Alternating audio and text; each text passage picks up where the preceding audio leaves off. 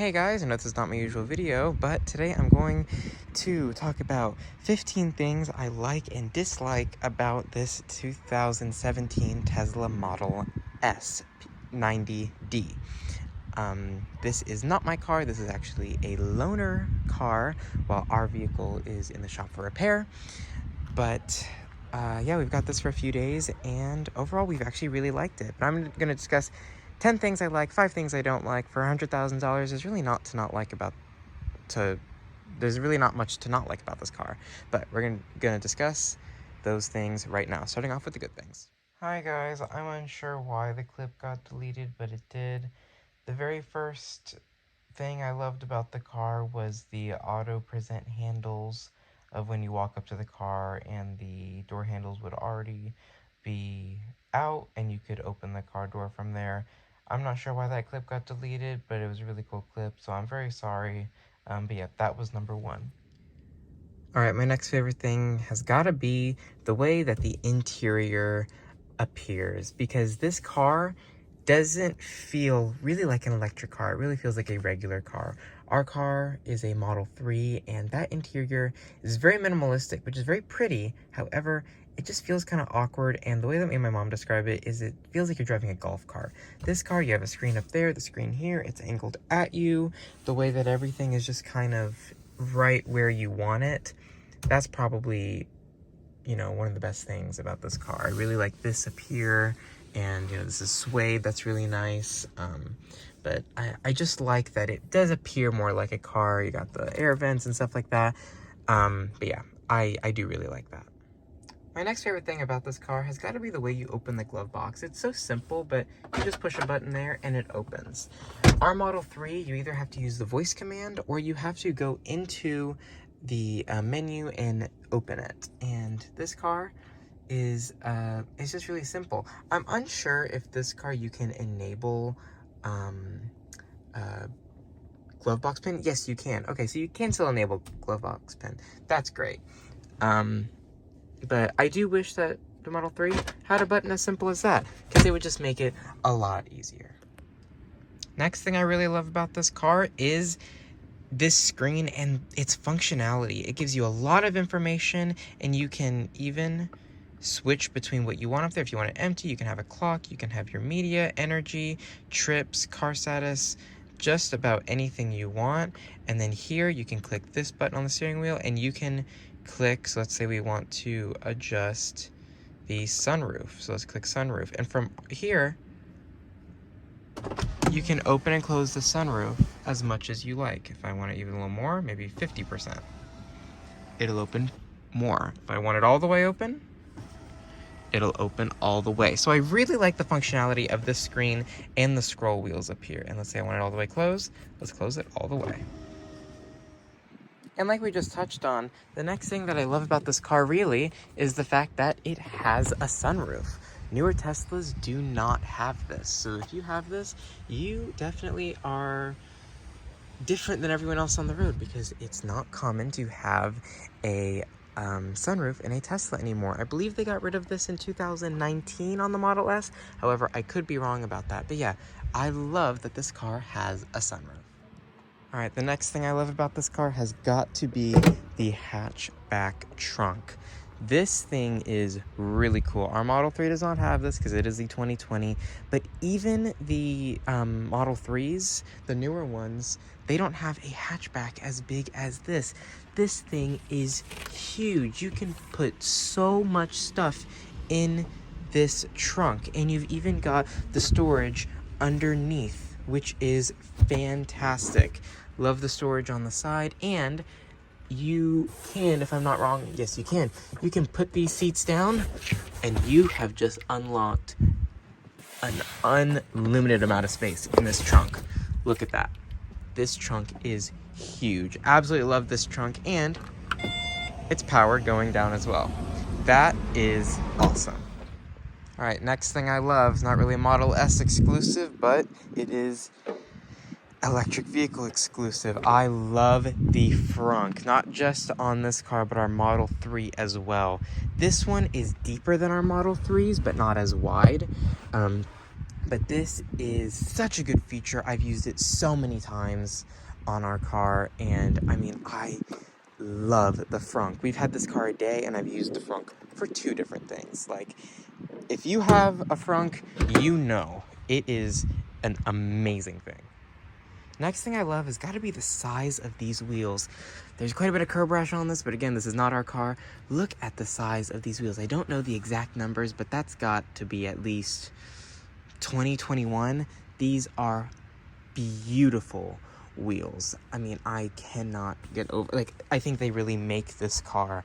I love the color of them. I love the size of them.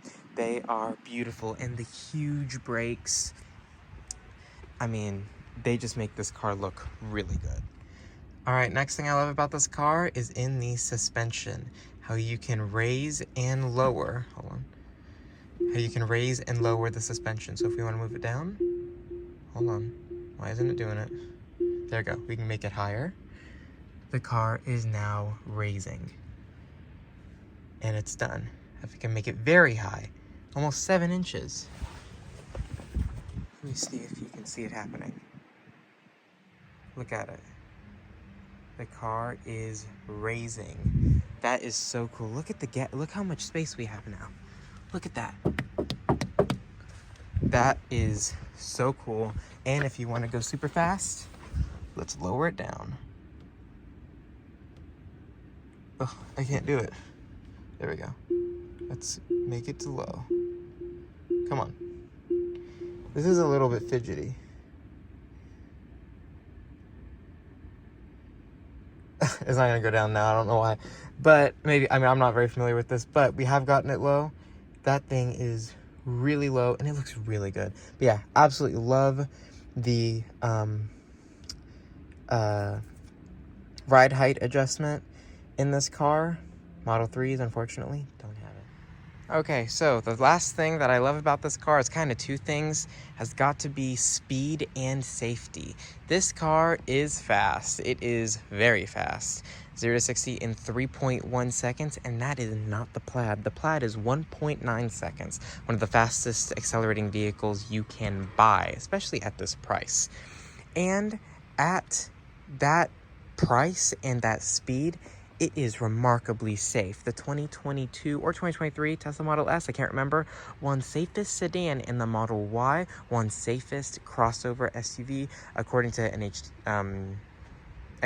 So, I absolutely love the safety on this car. I love the speed on this car. It is really, really nice. All right, moving on to things I don't like. I really had to nitpick here because there's not many things I don't like, but there are a few things. We'll start off with the first thing. So a lot of people complain about panel gap, stuff like that. That doesn't look too bad, but what does look bad to me is this. Look at how big that gap is all the way across. Now, I know that's because of the trunk, but I don't really see that on other cars. There's a huge gap all through here, and I noticed another one. Inside, when you close the doors, there's a big gap right here and on the other side. To me, sorry, not sure where that ended, but I'm not sure why Tesla would design the car that way. I just don't think that looks very good. My next complaint is also about the doors. There's no door pockets. There's nowhere to put your stuff. There's only this and this, which I find quite odd. I don't know why they wouldn't put a door pocket. I'm unsure if the 22s and 23s have it, but the 17s surely don't. And I don't like that the window switches are very far down. However, the one thing I do like, I really like this ledge right here to put your arm. But even something like the door release, I just don't really like it. I'm glad that they changed this on the newer ones, but overall the door design on this, not my favorite. Next thing I don't like, the center console. When you slide this back, it reveals 2 cup holders, and down here you have 2 cup holders. So they gave you 4 cup holders, but no opening center console? I mean, this doesn't open. I really hope the 22s and 23s do, but I am not sure of that. But this does not open. which seems really dumb to me because I can't think of another car off the top of my head that doesn't have an opening center console.